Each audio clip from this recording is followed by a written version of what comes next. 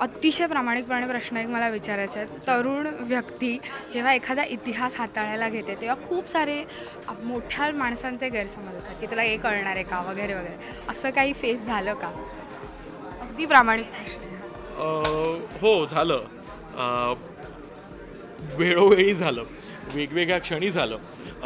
पण तसा मी थोडा आगाऊ आहे. त्यामुळे फारसा त्रास नाही झाला. गंमत अशी की डॉक्टर दीपक टिळक हे माझ्याबरोबर रिसर्चमध्ये अ, अ, त्यांचा खूप मोठा हात आहे रिसर्चमध्ये. डॉक्टर दीपक टिळक हे लोकमान्यांचे पणतू आहेत आणि ते स्वतःच एक लोकमान्य टिळकांवरती एन्सायक्लोपीडिया आहे. त्यामुळे डॉक्टर दीपक टिळकांबरोबर चर्चा करून त्यांची मदत घेऊन मी हा रिसर्च केला. आणि वेळोवेळी त्यांची म्हणजे खूप आमच्या गमती व्हायच्या. मी त्यांना रात्री फोन करायचो, प्रश्न विचारायचो, मग ते उत्तर द्यायचे. मग दुसऱ्या दिवशी मी पुस्तकातनं दुसरं काहीतरी शोधून काढायचो आणि त्यांना परत त्यांच्याबरोबर चर्चा करायचो. अशा आमच्या छान इंटरॅक्शन सारखी चालू होती. साधारणपणे 1.5 वर्ष मी आणि माझी टीम, कौस्तुभ सावरकर, दीपा, आम्ही सगळेजण ह्याच्यावरती काम करत होतो रिसर्च करत असताना. आमची सारखी मारामारी, चांगल्या अर्थाने मारामारी ही चालू असायची. आणि ह्या सगळ्या गोष्टीमधनंच आमचं कथानक जे असतं ते बनलं. ते प्रचंड ऑथेंटिक बनलं. ह्याचं कारण डॉक्टर दीपक टिळक हे आहे. त्यांचं खूप खूप मोलाचा वाटा आहे त्यांचा ह्याच्यामध्ये. आणि एकदा तिकडनं हे झाल्यावरती मग नंतर उत्तरेच्या काळामध्ये मला खूप फेमस मूर्तिकारांनी देखील फोन केलेले आहेत की कसं वाटलं तुला हे पगडी कशी बदलावी का काय वगैरे. आणि म्हटलं मी एवढा मोठा नाही आहे, मी नाहीच आहे की मी अशा मोठ्या विषयांना हात घालू शकेन.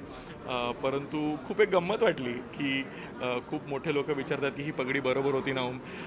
आणि मग मी त्यांना खूप शांतपणे डॉक्टर दीपक टिळकांकडे डायव्हर्ट करतो आणि सांगतो की सर तुम्ही सरांना विचारा आणि ते सांगतील त्याप्रमाणे करा. तर इट्स अ गुड एक्सपिरियन्स.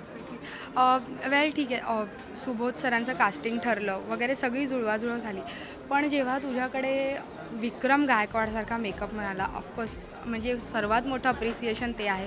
तसेच्या तसे हुबेहूब लोकमान्य त्यांनी साकारले. तर ही सगळी जमवाजमव कशी करली? म्हणजे right from Deepak Tilak to Vikram Gaikwad, किंवा जे संगीतकार ज्यांनी गाणी लिहिली त्या सर्वांपर्यंत. माझ्याकडे एक शक्ती आहे जी आपल्या सगळ्यांकडेच आहे आणि कदाचित माझ्याकडे थोडी जास्ती आहे. ती म्हणजे आगाऊपणा. ह्या आगाऊपणाला आपण पॉझिटिव्हली कसं कन्वर्ट करायचं हे प्रत्येकाने करायला पाहिजे. मी तोंड फोडून फोन करतो आणि मी मागतो मला काय पाहिजे ते. आणि देवाची कृपा अशी आहे आणि लोकमान्य टिळकांचं काय म्हणतात ते, त्यांचे आशीर्वाद आहेत आमच्यावरती की जी लोकं आम्हाला ह्यासाठी लागली त्या लोकांनी, म्हणजे शंकर महादेवन असू देत, विक्रम गायकवाड स्वतः असू देत, की ज्यांनी प्रचंड जीव ओतून ह्या चित्रपटाचं काम केलं. माझा प्रत्येक HOD, हे सगळे, मगाशी कोणीतरी मला प्रेस कॉन्फरन्समध्ये विचारलं की हे सगळे क्लास ए सेलिब्रिटी HODs कसे आहे तुझे, हेड ऑफ द डिपार्टमेंट्स. ह्याचं कारण असं की मी निर्लज्ज आहे आणि लोकमान्यांचे आशीर्वाद आहेत की मी ह्या सगळ्या लोकांना फोन केले आणि दे वर एक्स्ट्रीमली काइंड. आणि त्यांना सर्वांना लोकमान्यांच्या चित्रपटामध्ये कुठेतरी हातभार लावायचा होता, त्यांना काहीतरी करायचं होतं. म्हणून त्यांनी सगळ्यांनी 120%, 200%, 300% कमिटमेंट ह्याच्यामध्ये केली. मराठी डिरेक्टर्स, जे डेब्यू डिरेक्टर्स असतात, त्यांची खासियत आतापर्यंत अशी राहिलेली आहे की अगदी मोठा घास मारतात ते, छोटे छोटे घास नाही मारत. म्हणजे साधा चित्रपट, त्याच्यातला तू एक आहेस ज्याने डायरेक्ट लोकमान्य या विषयावर हात घातला. तेवढी जबाबदारी किंवा रिस्क किंवा दडपण काय होतं त्यामध्ये? नाही, रिस्क आणि दडपण नाही आहे. कुठलाही व्यवसाय करणं ह्याच्यामध्ये रिस्क असतेच, तशी ह्याच्यातही आहे. परंतु त्याचं दडपण मला अजिबात नाही. आणि मला असं वाटतं की मराठी दिग्दर्शक नवीन दिग्दर्शक, डेब्यू डिरेक्टर्स ही मोठी झेप घेत आहेत. ह्याचं कारण ही जनरेशन तशी आहे. आपल्या सर्वांना खूप काही करून दाखवायचं आहे. आय थिंक ही मराठी चित्रपटसृष्टीची अभिमानाची बाब आहे आणि मी खूप छोटा आहे ह्याच्यामध्ये. कारण मला वाटतं की खूप छान, म्हणजे आता महेशनी लिमयेनी येलोसारखा विषय हाताळला. नागराजनी फॅन्ड्रीसारखा चित्रपट केला. आय थिंक प्रत्येकजण काही ना काहीतरी सुजयनी शाळा केली. मला वाटतं की प्रत्येक दिग्दर्शकाला स्वतःची गोष्ट मांडायची आहे आणि ती गोष्ट प्रत्येक दिग्दर्शक त्याच्या पद्धतीने मांडतो आहे. विषय मोठा विषय छोटा ह्याच्यापेक्षा आता आम्हाला ॲडव्हान्टेज काय माहिती आहे का, की आम्हाला मोठा विषय आणि छोटा विषय हा फंडाच माहिती नाही ना, कारण आमच्यासाठी पहिला विषय आहे. त्यामुळे तो पहिला विषय मोठा आहे हा तुम्हाला आहे, मला माहितीच नाही आहे, कारण मी तर माझा चित्रपट बनवतो आहे. आता it happens to be a big film, त्याला मी काही करू शकत नाही. माझ्यासाठी तो तेवढाच मोठा चॅलेंज आहे.